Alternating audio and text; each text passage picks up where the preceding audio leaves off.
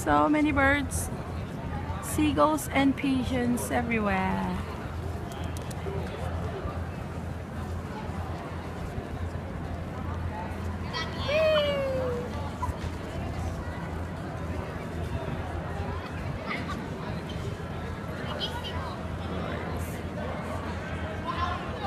So many birds, seagulls everywhere.